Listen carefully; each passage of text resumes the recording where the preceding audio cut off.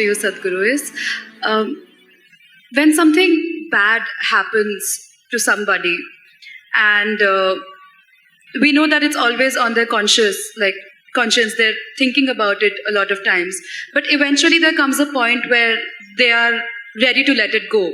They don't want to let the past go because they feel guilty of letting it go.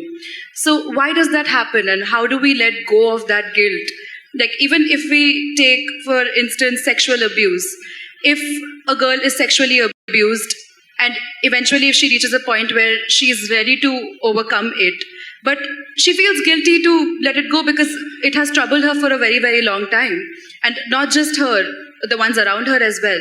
So is it right to let it go at that point, or like how does one deal with a situation like this?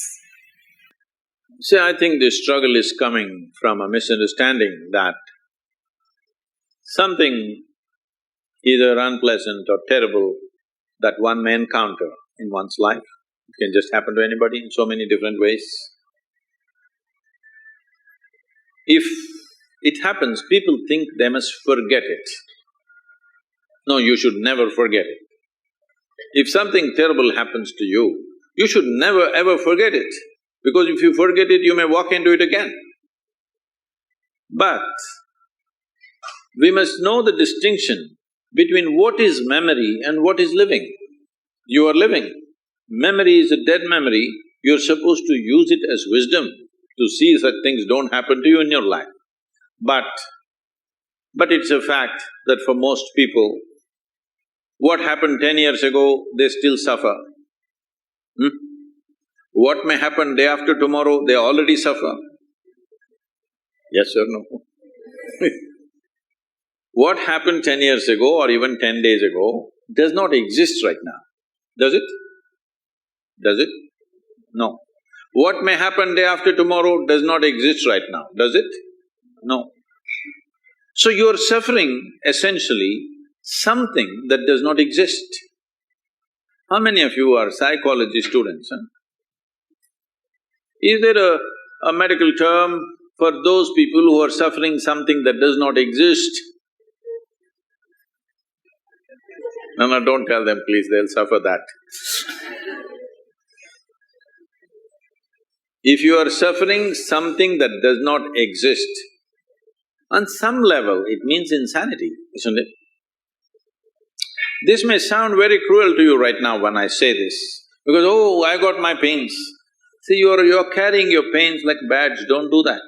When something bad happens to us, when something hurts us, we can either become wise or wounded. This is a choice we have.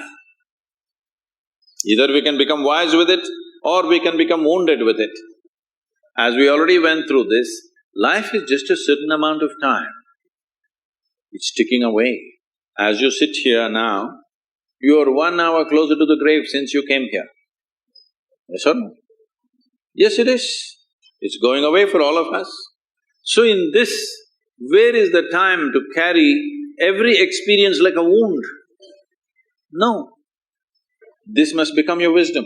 If terrible things happen to you, you must become wiser than others, sooner than others, isn't it? But unfortunately, most people choose to become wounded simply because, again, in our systems of education, we have done nothing about the nature of human mind. We are busy studying frogs and cockroaches and trees and chemistry and physics and planets and everything. No attention to the nature of this one. So we don't know how to use our faculties. The greatest faculties that you have right now as a human being is, you have a vivid sense of memory.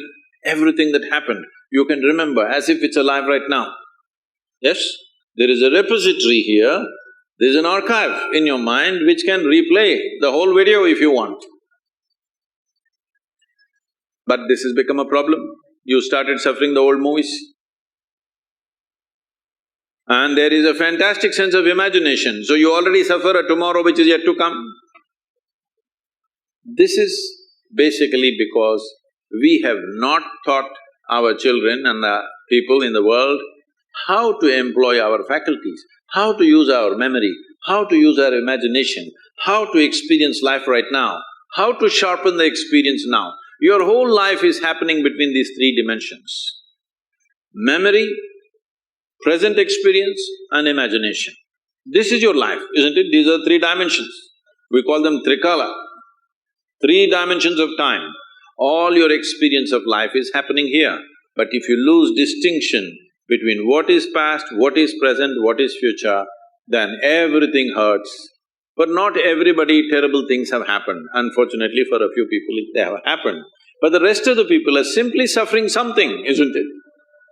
Because it's fashionable to suffer. People think if they're suffering, they are very intellectual, they're very profound. No, it's just stupid because you're suffering something that doesn't exist. You're not suffering what's happening right now.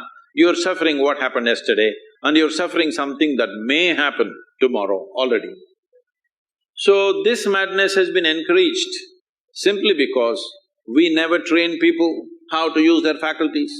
Do you agree with me that this human machine that you carry and I carry, this is the most sophisticated machine on the planet? Hello? Have you read the user's manual? User's manual, have you read? No. When are you going to read it? On the last day? If you get a phone, if you buy a phone, should you read the user's manual in the first 3 days or after 3 years when you're discarding the phone? Earliest, isn't it? Within the first day you must read, then only you can use this phone well. The same goes for this. If you do not understand the nature of what this is, how will you put this to use? It is consuming you, your own intelligence is consuming you. You can call it stress, anxiety, pain, suffering, whatever. Essentially, your intelligence is turned against you, that's all the reality is. If your intelligence was working for you, taking instructions from you, you would keep yourself blissed out, wouldn't you? Hello? Your intelligence is turned against you. Why has your intelligence turned against you? That's what you need to look at, not about carrying these things that have happened which should not have happened as badges in our life.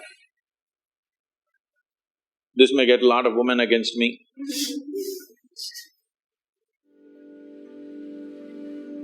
If I was against you, I wouldn't be here. Yes?